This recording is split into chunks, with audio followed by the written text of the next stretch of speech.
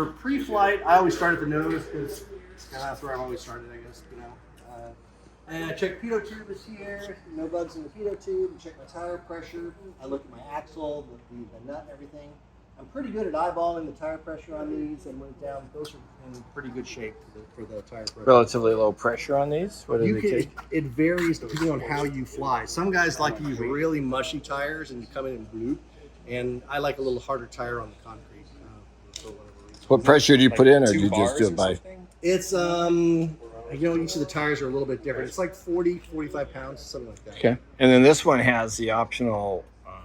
That's got the Hercules light on it. Yeah, that thing is insanity. The regular headlights are for landing, work fine. But that thing is like a police spotlight. It's like a bam, you know. You're landing up in Alaska, I guess. That's what we'll want. I love lights. The king of light. Listen, you'll love that thing, dude. It's pretty wild. On the doors, there's a trick to opening the doors. I'll teach you guys.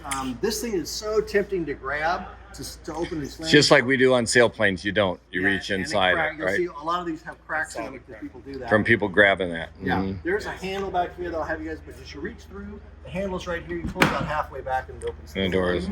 That's it. The doors also have quick pins on them, quick release. They'll come off in like 2 minutes, so you can fly legally without the doors on as well. Okay. Which is pretty fun. Inside, continuing on the pre-flight, basically the seats and the pedals are all adjustable. So you pull the pedal and it unlatches a latch like that, and then you can push the seats way back if you want. That's what we'll need. Okay. And then on the seats, Yeah, that's what we were impressed with the seat for the adjustments, right? So you have those pinholes. yep. And so if he's going to fly first, I'll move the seat all the way back. Yeah, we moved it back for both of us. It seemed Okay. to work pretty well. All right, cool. Let me grab the number 5 tube. By the way, primary pilot seat is the right seat, just like a helicopter. So I'm going to sit the passenger seat and get. So the passenger seat has the ejection seat, so you can get out safely, Henry. Okay, good. Good. No wonder you picked all that. All right. Good. All right. Gotta save the instructor. That's what I always say. Being an instructor for 40 some odd years. Since we use using the AutoGyros, right? So then, Unleaded 91 or better. and then that helps with the, well, of course, the engine. But it extends oil filter changes and oil changes. We do oil changes at 100 hours is what we do. So And you end up having to use the low level. if you use it once in a while, you're okay. If you're using it all the time, it cuts your oil changes. It doubles. So you have to refix. Plus all the deposits. You'll see white, there's white, residue on the prop and things like that on some of the components from the lead. Yeah, whenever you use unleaded, it's better for you. It's just so much better. Engine Yeah. and pollution and so forth. We are good on the seat now. By the way, on some of the controls in here, we do have heated seats and lumbar support here, which probably will use the heated seats today, I would imagine. Oh, it's pneumatic lumbar support as well? Yes. Oh, wow. I didn't know that. We have cabin temperature here, and that's a heater. So, and again, if you turn this thing on this much, it'll burn this place out. So we'll keep the heat off. Okay. Throttle is here, and basically add throttle to climb, take throttle off to descend. The brakes, there are no toe brakes like a plane. The brakes are right here, that little squeezy guy. Those are your brakes. And then it has a little ratchet to hold it in place for a parking brake. So your parking brake, you just push that little tab and it tabs it, so that's your parking brake. Okay. To release it, you don't pull this, you just squeeze that. And then that releases the palm. comes right off. Yeah. Okay. No choke on this one because this engine, the 915, is injected. fuel injected and turbocharged. Yeah, so we don't need a choke for that. And once we hop in here, I'll go over all the instrument stuff, and it's pretty standard stuff on this one. This guy's got it decked out pretty nicely. He's got a full G3X panel, as well as full analog too, because he wanted to. So that's fine with me. And then I'll Yeah, explain. dual USB chargers I saw. You got 2 here and 2 over there. He's got all kinds of stuff. He said, "I want to fill all the holes up with stuff," and I'm like, "Okay, that's cool." He does have the 4-part harness on the seat belt here. Is that why his gross weight is lower than kind of some other options? Probably so. Yeah, probably so. Seemed like it was below 500 on it. Yeah. His useful load Yeah, that's what I gross meant. weight. Well, Useful load? the useful load and the gross weight is higher. is higher. So useful load is less. Yeah. Yeah, the empty weight, I mean. Empty weight. Yeah. The gross weight should be the same. Okay, so continuing on the Preflight again, our oil, is right here. The oil canister's here. I'm going to reach up, take the cap off. I just got to put it there so I don't forget it. The dipstick for the oil is right inside the tank right here. So I'm going to take that out. So I check. Now it looks like it should be on this flat portion here, and it's down here. On Rotex engines, you have to do what's called burping the engine. And right now, most of the oil is down in the bottom of the engine. We're going to turn the prop, which pulls the engine oil out of the engine and fills up the container. So And then to get the more And you- accurate measurement. And you do it So 5 guys are times? gonna go, oh, we need oil. They pour a bunch of oil in, then there's too much. And you rotate it like TV says. I don't know. I thought it was 5 times, but maybe I'm wrong. It's however many it takes to make a little blooping Bloop. sound. Got it. And the deal is a lot of people turn it really fast, but if you do it slowly, it's like pulling a syringe out. If you just pull it fast, you're not going to get a lot of fluid. So what I do is I just go real slow through the compression strokes because it's just pulling the oil slowly through the cell. Next Top Gun will be AI. If you do it slow, it'll take about half as many turns.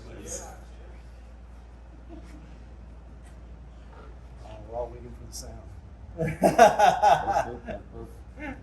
Come on, baby, burp.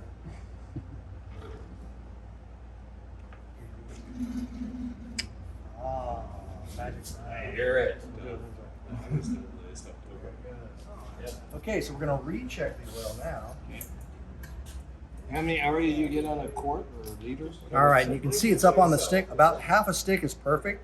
If you have more than half a stick, it's going to start leaking out. Okay, so we're in good shape on the oil. And typical oil consumption? Pretty much nothing.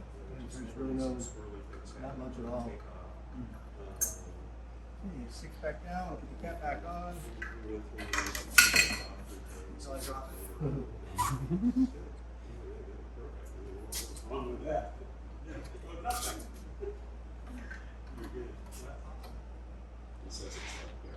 While I have the cap off, I like to just kind of peek around in there to see if I see anything weird, you know. All looks pretty good. The Germans do a really good job in the engine. And then this up here is the oil cooler. There's dual oil coolers. There's one under this and one on the other side. And then the radiator, water radiators down below. And that's also has a fan associated Got a with fan it. and a thermostat, so it starts getting warm. Sometimes you go the short line, you stop, and then you start getting hot, and the fan kicks on. Oh yeah, thank you.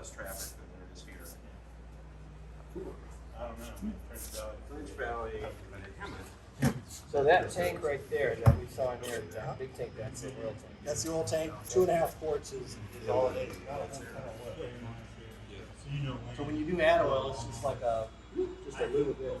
Okay. All right, so this guy is a Well, what oil does it take? what kind or how much? Shell Sport 4 is through the rotation. It's a special oil for it. This thing looks like it's an aerodynamic something, but it's just a rock guard, basically to keep rocks from kicking up on your prop. So I just check. I'm always looking at bolts, make sure things are not coming out. You know, as I was turning the prop, I was just kind of feeling the tips, make sure you don't have any dings or anything. Now, is this a fixed propeller on This one's a fixed pitch. You can get a adjustable prop, a variable speed prop. They even have a single lever variable speed prop that they're offering now. We're also offering these with full 3-axis autopilot. It's The Gyro, right? Yeah. So how is it with the single lever prop? I haven't tried it yet. It just came out about a month Well, you'll ago. be able to drive it. In Germany, yeah. I went to a seminar at Oshkosh with the guys that made it. It looked super. Yeah. I mean, there's no Does there's it have no a lot big of weight? knob. No, not really. And so it does everything automatically, which is pretty wild. Lights. So I'm walking around the tail here. So bolt- this one's equipped for night? yeah, far? yeah, strobes and position lights and headlight. Okay. This bolt is important. As I turn it, I just make sure the bolt turns when I turn it. If it doesn't turn, that means it's unscrewing. This bolts are about this long, so it would have to come way out there to disconnect from the rudder. There are 2 connections here. These 2 bolts. The little nuts on the bottom are steering linkage. You know, it'd be nice to be able to steer.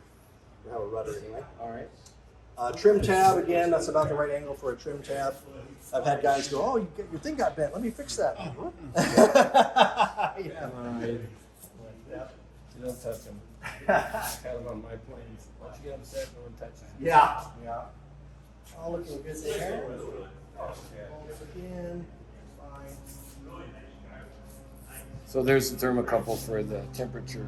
Got for the temperature for that fan that kicks in. As I went by the tires, I checked the tire pressure with the gun on both the tires as well. Right here on the fuel, again, here's your fuel cap, 26.4 gallons US. It says car gas is okay, 91 or better. You can put 100 low lead in it if is permitted, but again, you're going to change your oil quite often, or more often, I should say. On that, we're going to check the fuel level. The way we do that, we do have gauges inside, but I like the old stick method here. Yeah, it's use a dipstick and use a dipstick for the coolant too. And the coolant too. I made some up myself. I don't know balls of it, but we have a nice little metal one first. And these are in liters. So 10, 20, 30, 40, 50, up to 100 liters is about 26 gallons. And then I'm just going to put it all the way in. Let the gas soak down a little bit. It looks like we've got about 40 liters right now. So that's pretty good. I'll do this. And then on your... Smell gas on your pants. Yeah. My wife knows I've been at work then. The coolant level is just up to that amount right there. I close this door. The coolant bottle is right up top here. It's an overflow bottle. So I'm going to take the cap off. Inside the intake. Yep. Cap right there. That's the Stick into the tank. You just use the other end of the same stick. That's right. Coming out. And you get it as an overflow. You can see we have plenty of coolant in there. Some guys just stick their finger in there, and if they feel coolant, then Just typical auto. it's it is some kind of, I think it's Prestone. Yeah, I think it's stuff you can get big up.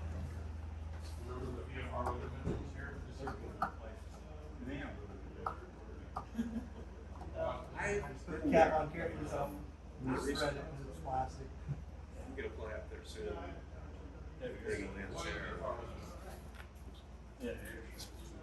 Oh, they do.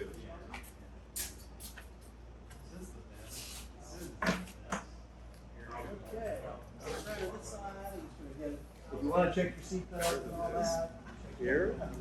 Also, there's some cabling down in here. I'm just looking for frays and things on the cable. These pedals I have set for me, so I know that they're correct. And again, one thing I didn't mention though, when I checked it, but you know, make sure that the mags are off and the key is off, obviously, before you go play with the propeller. Yeah. And the mags are then the lanes. They're like Gotcha. Germans call them lanes. Lanes. Yeah, I was just wondering what that There's was. a couple of kind of German English things, like overdrive is something else that if the blade stops sideways, you know, on the ground and you want to rotate it to the front, you push the overdrive button, whatever. To rotate. To rotate the blade, that's right. Okay, the last thing we check is the blade itself. And basically, the cleanliness right inside of the leading edge of the blade, I'm looking for lots of bug hits. So if you go through like heavy bugs and you have a big old buildup of bugs, it's best to clean the blades off. They will affect the aerodynamics of the wing, but these blades look like they just got cleaned, so I'm not too worried about that. So how do you clean it? You know what, I'll roll out. Blade cleaner kit. 409. Just a rag. There's a micro rag. I want to show you guys. I want to show you something about the blade. It's also, the only difference is each film something. Did you just get glass? The only thing I'm going to do All right. is different. On the blade, one of the more important things is we do have a rotor lock. It's a lock that's holding the blade key from swinging around. It's a pneumatic system. So what I'm going to do is I'm going to turn the pneumatic system off. This pneumatic system here corresponds to this little pressure right here. This is set at 7 bar. And again, on the ground, it's just a rotor lock. So I'm going to go from brake to flight mode. see all the pressure comes off, and then the stick comes back. When the stick comes back, the blade's also going to come down. Oh, right. That's why you have to worry about the. Oh, then you can reach almost all of it. Then you can reach it. But here's the deal. Notice I put the prop kind of like a Y. If the prop is straight up and the blade comes down, you can dig it. You know? The other thing is, all blades, rubber blades have a lot of flex in it. So if this thing, you pull the stick back, you can flex this down so you can hit your tail, and you can take the prop out too. Okay? At 200 RPM on the rotor, it's rigid, and you can tilt it back and it won't hit anything. Under 200, you have so much flop, you could hit something. So that's why. Is there a life limit on these blades? 2,000 hours is the TBO on these guys. The cool thing about the blades is it's a simple fixed pitch prop. On like a helicopter, like even on a Robinson R22, you've got a transmission that's turning the blades. Correct. The blades, articulate and all this. This is just a simple fixed pitch. So an R22 rotor system is about $35,000 for the rotor blades and the hub. This rotor system, blades, and hub is $5,000. So it's a lot cheaper. What are the engine overalls costing on these? You know, 915. On the 9, I haven't gotten one to that point yet. What I do on all the gyros, though, because I've run a bunch of them up to their TBOs, I've had 10 or 12 of the engines run up to TBO. I buy a brand new engine. That's what I do. I sell the core for 8 or 10 grand, and then I buy a new engine and just put it, because you can overhaul it, but then you're going to have some components that are 2,000 hours, some that are new. How much are the engines? Depending on which model, because there's a 912, a 914, 915, and they start at about 24,000, 28,000, 30,000. Okay. So I'm still in that ballpark. And with the core change, you're kind of swapping an engine for about 20 grand. So for a brand new engine. A lot of hours. There's a lot of flying, yeah. What I do to clean these, I walk around to the side here, Oh, that makes sense. and that way I can walk up on the blade like Yeah, this, that- clean. Worrying about hitting anything. Yeah, and then but obviously make sure you're away from stuff. And then to get the other blade, I'm going to turn the blade. I just make sure I don't hit anything over there. I just give it a little push, and it'll bring the other blade. Making sure you get clear. That's what That's why I got Well, away you from, know. That's why I got away from your plane. Exactly. You know. Yeah. What it takes. Yeah. So the blade is all clean. When I'm done, I walk it around to the back. And what I want to do is I want to pump the pneumatic pressure back up on the blade when I lock. So I turn the key on. I put the rotor brake into brake mode, but there's no pressure. To get pressure, you pull down on the little hat right here. It pumps it up and it moves the stick forward. Corresponding pressure is here. At about 7 or 8 is pretty good. Now it's locked. It won't come back. And keeps that pressure on. Yeah. Somewhat. If you go for a couple of weeks or something, Because all these controls are done numerically, is that correct? that's right. Well, it's manual on the left and right stick. Correct. It's all manual, and forward and back's manual. But your pneumatic pressures, your trim control, and all that is pneumatic. Yeah, that's true. So it's mechanical for the direct controls from those push rods down to the stick. Correct. Okay, and when you pumped up that pressure, it's setting the trim, That's right. and that's where you have it there. That's right. All right, so that's holding that position. You're right. Almost like a pneumatic. So let's say you control lost your lock. pneumatic system in flight. You can Right. still fly. It's just going to be a heavier stick. Mhm. That's it. All right. So other thing on the rotor head we want to check. Obviously, we're looking at all the bolts, making sure you see a couple of threads coming out. There's not a whole lot to look at. The main bolt at the very top we call the Jesus bolt. So make sure that there's a castle nut and the cotter pin is through there. In talking to Hal, you recommended to have an extra spare bolt, so when you have to change those out, lubricate or exchange them, you can just push it out. Push one out, one in. The bolt on the other side, castellated nut,